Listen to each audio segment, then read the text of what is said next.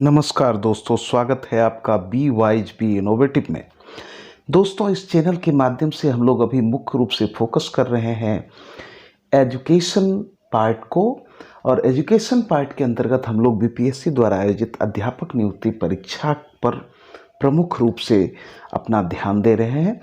और इसमें हम लोगों ने जो है इंग्लिश की चर्चा की, इंग्लिश के कुछ पार्ट्स की चर्चा की गई है, कुछ टॉपिक्स को बताया गया है। उसके बाद हम लोगों ने हिस्ट्री के प्रमुख टॉपिक्स पर चर्चा की है, जिसमें कि सिंधु घाटी सभ्यता, वैदिक सभ्यता, बौद्ध एवं जैन धर्म के बारे में बताया गया है। और अब हम लोग जो है चर्चा करेंगे वो भारत के सर्वप्रथम सबसे महान साम्राज्य की चर्चा करेंगे, जहां से भारत के एकजुटता का मार्ग प्रशस्त होता है।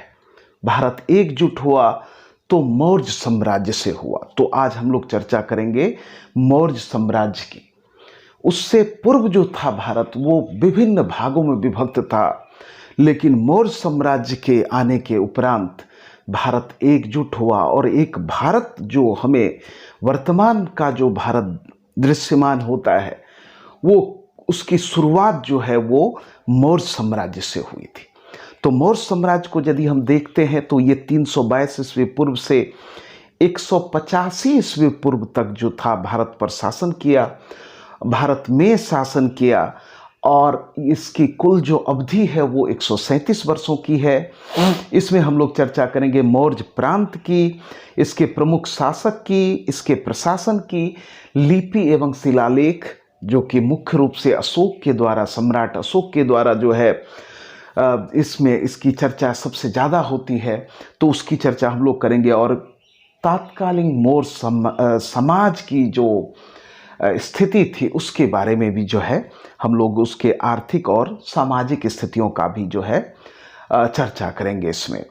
तो दोस्तों, सबसे पहले हम लोग देखते हैं कि मौर्य साम्राज्य का जो उस समय प्रांत था वो किस प्रकार से था। तो सबसे पहला हमारा उत्तरापथ था, जो कि जिसकी राजधानी तक्षशिला थी, और ये हमारे उत्तर में अवस्थित था। और मौर्य प्रांत को तात्कालिक समय में चक्र कहा जाता था। दूसरा अवंती राष्ट्र जो उज्जैनी में अवस्थित, उसकी राजधानी उज्जैनी थी। तीसरा कलिंग था, जिसकी की राजधानी तोसाली थी। चौथा दक्षिणापथ था, जिसकी राजधानी सुवर्णागिरी थी। और पांचवा जो कि सबसे प्रमुख था, हमारा पाटलिपुत्र, जो कि पूर्वी प्रांत था, जो कि मौर्य साम्राज्य का जो राजधानी थी वो पाटलिपुत्र थी। तो वर्तमान में आप पाटलिपुत्र के कुम्हरार जो भाग है, कुम्हरार का जो इलाका है, वो तात्कालिक समय में चंद्रगुप्त की राजधानी हुआ करती थी।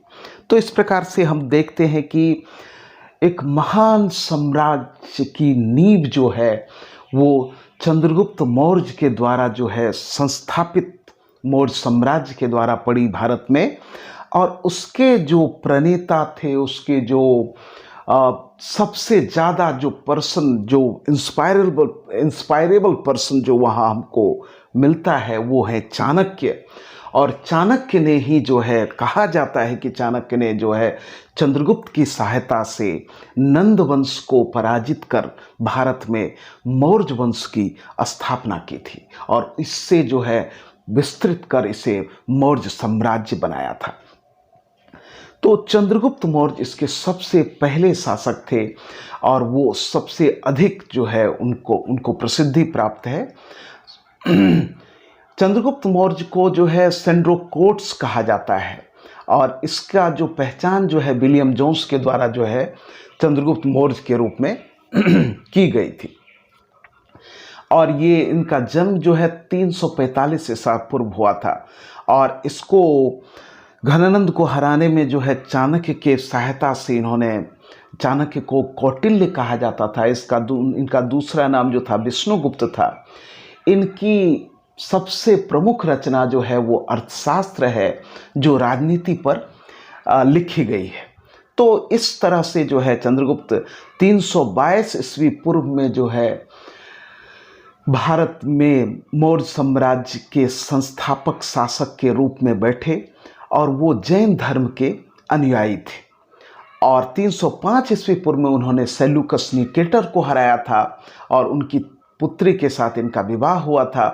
और उसके बाद जो है भद्रबाहो, जो कि जैन धर्म के प्रमुख ग्रंथ थे, उनके जो है द्वारा इनको दीक्षित किया गया था जैन धर्म में, और इनका श्रवण बेलगोला में इन्होंने संलेखन विधि से जो है अपना इनका देहावसान हुआ। तो इस प्रकार हम देखते हैं कि भारत का सबसे प्रमुख शासक, जो सबसे पहले शासक थे, वो चंद्रगुप्त मौर्य थे। इनके समय में जो है मेगास्थनीज भारत आए थे, जो सेल्यूकस निकेटर के साथ आए थे, और उनके द्वारा जो रचित इंडिका है, उनसे हमें तात्कालिक सामाजिक, आर्थिक, प्रशासनिक समस्त जो है कार्यकलाप की लगभग संपूर्ण जानकारी प्राप्त होती है। तो हमारा तात्कालिक समय का जो मुख्य स्रोत है वो मेगास्थनीज की इंडिका है। तो इसके बाद यदि हम देखते हैं तो हमारा दूसरा जो महत्वपूर्ण शासक थे वो थे बिंदुसार। बिंदुसार का जो नाम था वो अमित्रघात उनका नाम पड़ता था, और बिंदुसार जो थे वो आजीवक संप्रदाय के अनुयायी थे।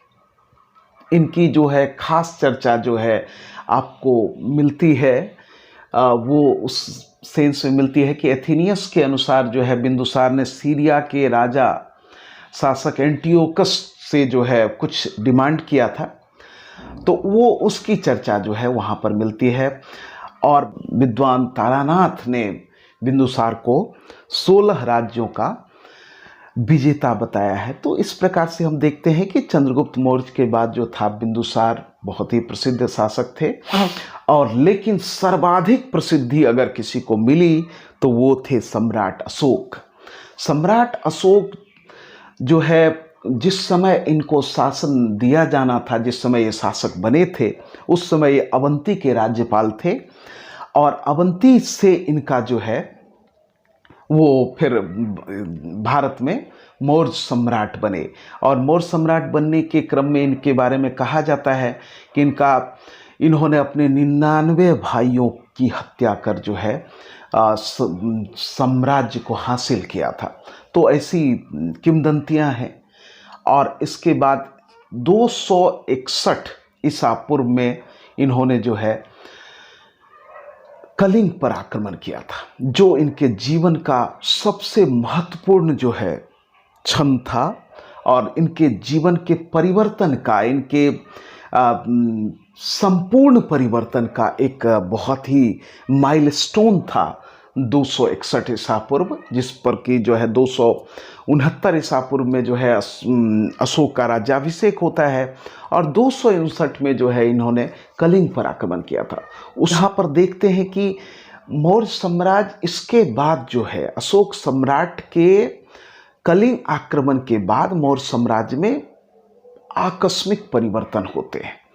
कि तात्कालिक रूप से परिवर्तन ये होता है कि इन्होंने जो है युद्ध को त्याग दिया, उपगुप्त के जो बौद्ध भिक्षु थे उनसे दीक्षा प्राप्त कर इन्होंने बौद्ध धर्म ग्रहण किया, और पूरी तरह से जो है धार्मिक हो गए।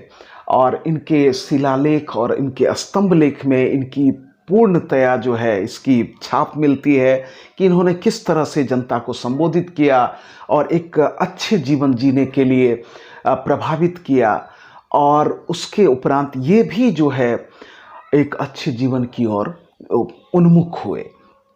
इन सारी स्थितियों से साम्राज्य को जो हानि हुई, साम्राज्य को जो प्रभाव झेलना पड़ा, उसकी परिणति इस रूप में हुई कि अशोक के बाद जो है मौर्य साम्राज्य का हम पतन देखते हैं। क्योंकि राष्ट्र को चलाना और धर्म से प्रेरित होकर के पूर्णतया धार्मिक हो जाना, दोनों अलग अलग तरह की चीज़ें होती है। तो इस स्थिति में हम देखते हैं कि सम्राट अशोक ने जहाँ पर एक महान स्थिति उत्पन्न की, एक महान उदार सम्राट की भूमिका जो है निभाया, जो कि शुरुआती दौर में नहीं था, लेकिन बाद में उन्होंने एक परिवर्तित मनुष्य के रूप में, एक परिवर्तित सम्राट के रूप में भारत पर शासन किया। और लेकिन इसकी परिणति जो है वो मौर्य वंश के पतन के रूप में हुई, जिसके बाद जो है सभी तरह की विसंगतियां उत्पन्न होने लगी।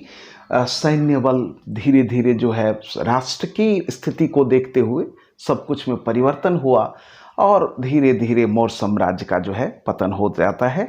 और अन्य शासक के रूप में यदि हम लोग चर्चा करें तो सबसे अंतिम शासक के रूप में हम लोगों को बृहद्रथ जो है मिलते हैं, जो कि सबसे अंतिम शासक थे। और इसके बाद जो था शुंग वंश का जो है आगमन हो जाता है।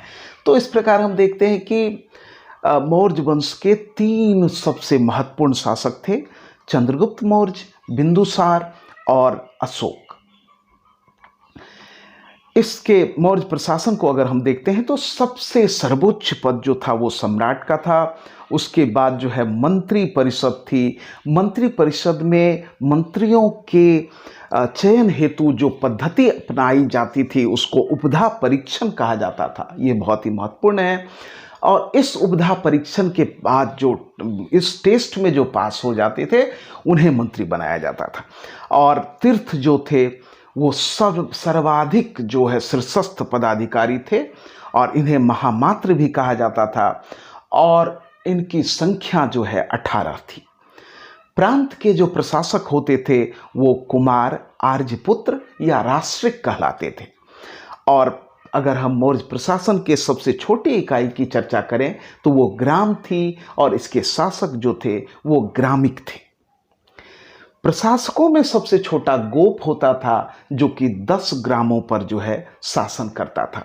तो इस प्रकार हम देखते हैं कि मौर्य प्रशासन में उच्च से लेकर के निम्न तक इस प्रकार स्थिति थी।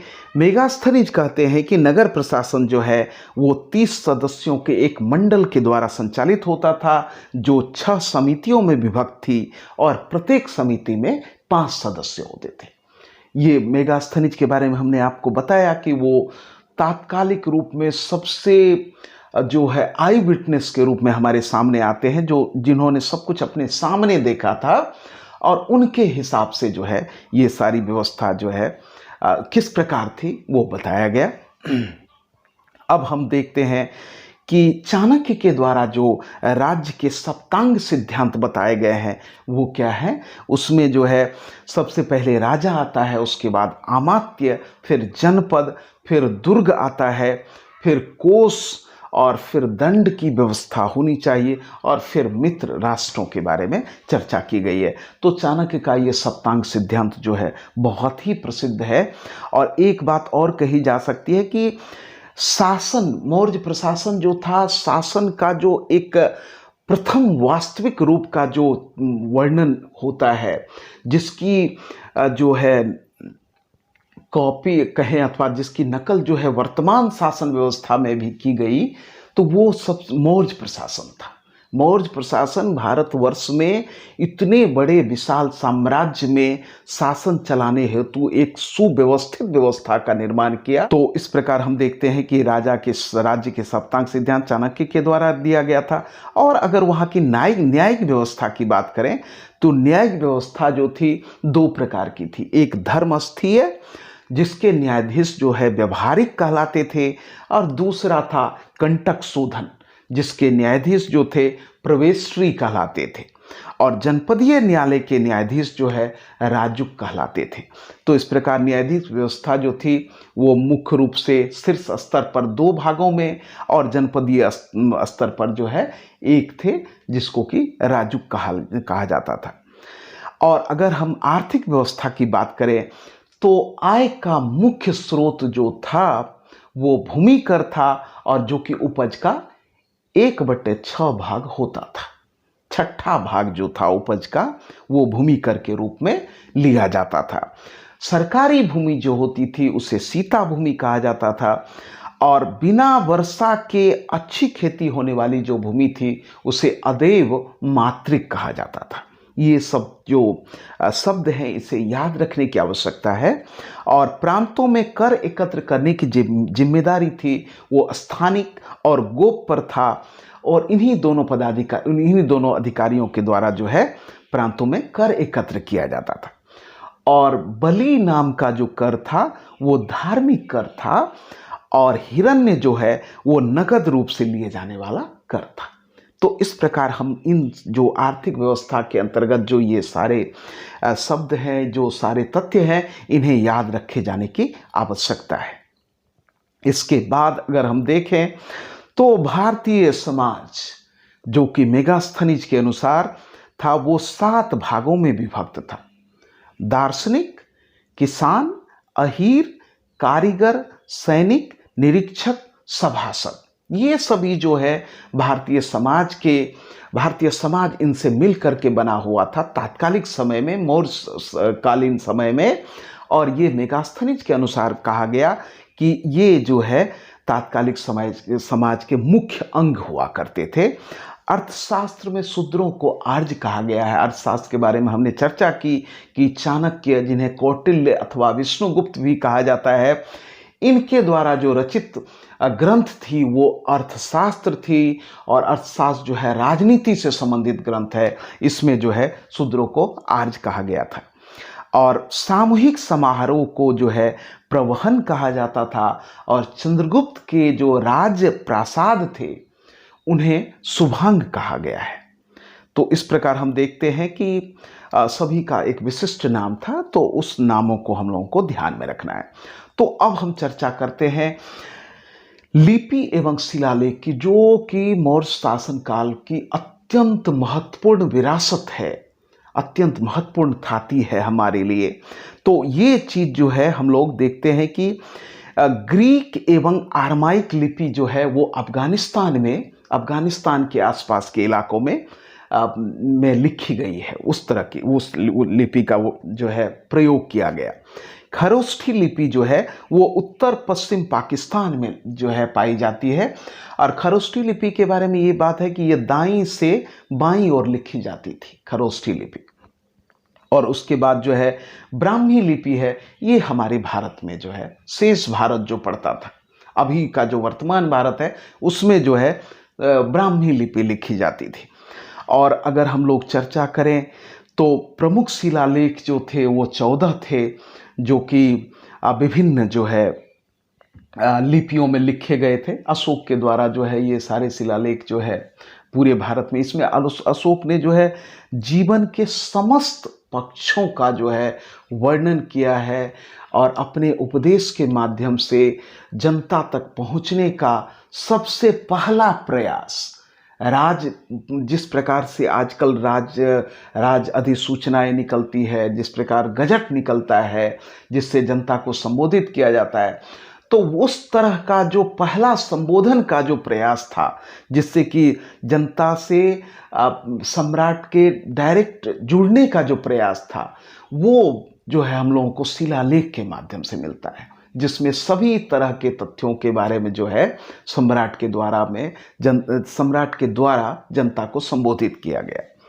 और उसके बाद अगर हम लोग देखें तो स्तंभ लेख की संख्या जो है 7 है, जो कि केवल ब्राह्मी लिपि में लिखी गई है। और इनमें भी जो है विभिन्न प्रकार के जो है तथ्यों का वर्णन किया गया है।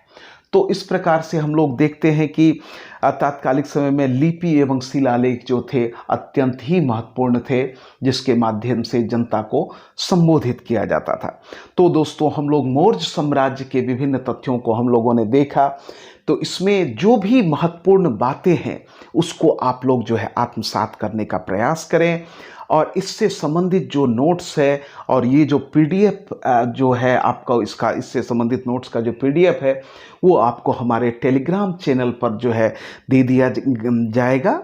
और उसकी जो है डिस्क्रिप्शन जो है वो आपको नीचे दिया गया है, जिसको कि आप भली भांति देख सकते हैं। कमेंट सेक्शन में भी जो है उसका डिस्क्रिप्शन दिया गया है, जिसके थ्रू आप जो है हमारे ग्रुप में शामिल हो सकते हैं। और वहाँ पर आपको पीडीएफ दिया जाएगा और सारे नोट्स एवं एक्सरसाइज भी टेलीग्राम के माध्यम से ही दिए जाएंगे। तो इस प्रकार से दोस्तों, हम लोगों का ये महान साम्राज्य जो है मौर्य साम्राज्य की जो चर्चा हम लोगों ने की, उसको आप लोग बार बार सुनने का प्रयास करें। और बार बार सुनने से ये होगा कि बिना आपको ज़्यादा अध्ययन किए ही आप इसको पूरी तरह से याद रख सकते हैं, स्मरण में रख सकते हैं। ये बहुत ही महत्वपूर्ण टॉपिक है, इसलिए इसको जो है कई बार सुना जाना चाहिए। दोस्तों, नमस्कार।